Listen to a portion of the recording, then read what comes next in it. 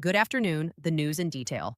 Voting is currently underway for 37 Rajya Sabha seats across 10 states, while 26 candidates, including those from BJP and Congress, have been elected unopposed. Intense contests are taking place for 11 seats in Bihar, Haryana, and Odisha.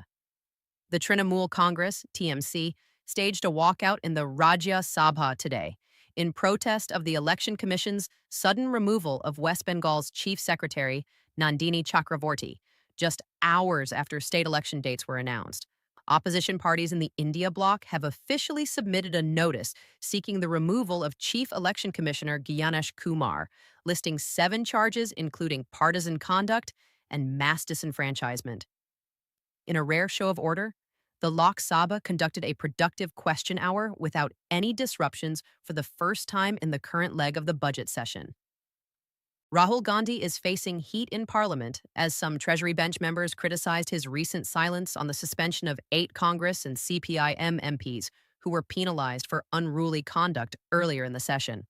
External Affairs Minister S. Jaishankar stated that India's direct dialogue with Tehran is already yielding results, as several Indian-flagged tankers, including the Jag Ladki, successfully navigated the Strait of Hormuz despite the ongoing conflict. In Parliament, leader of the opposition Mallikarjun Kharge raised concerns over the ground reality of the LPG crisis, noting that middle-class households and commercial sectors are facing severe shortages despite government denials. Global economist Geeta Gopinath warned that if crude oil remains at $8,500 per barrel throughout 2026 due to the Iran conflict, it could shave up to 0.4% off global growth and significantly spike Indian inflation. The Ministry of External Affairs confirmed that 276 Indian seafarers have been safely repatriated from the Gulf region in the last 24 hours, though over 600 remain on vessels in the Persian Gulf. The Sensex and Nifty opened in the red today, struggling near 74,400 and 23,100 respectively. This follows the worst week for Indian equities since 2022, driven by massive FII selling and 100-plus oil prices. The Indian rupee continues to hover near record lows, closing recently at 92.46 against the US dollar, prompting the RBI to intervene to prevent a free fall.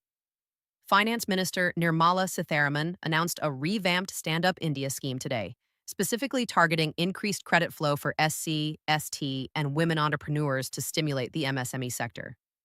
A joint report by PwC and ORF suggests that AI adoption could unlock a $3 trillion opportunity for India's MSMEs by 2047, provided the digital infrastructure keeps pace. The Supreme Court stayed a trial court proceeding today after a judge was found using non-existent citations generated by artificial intelligence, labeling the act as judicial misconduct. A bench headed by CJI Surya Kant is hearing a plea regarding mercury seepage from the 1984 Bhopal gas tragedy waste, ordering a detailed check of residual ash at incineration sites. The apex court has formally urged the union government to draft a comprehensive law on passive euthanasia following its recent landmark ruling for a patient in a permanent vegetative state. In an administrative shift, the SC resolved to allow future High Court Chief Justices to transfer to their new courts 2 months prior to taking office to ensure a smoother transition of justice. India has officially stormed into the T20 World Cup finals after a dominant victory over England. The country is now preparing for a massive showdown in the title match. The IMD issued a yellow alert for several parts of Kerala and Tamil Nadu as an early heat wave is expected to push temperatures 3 to 5 degrees above normal this week.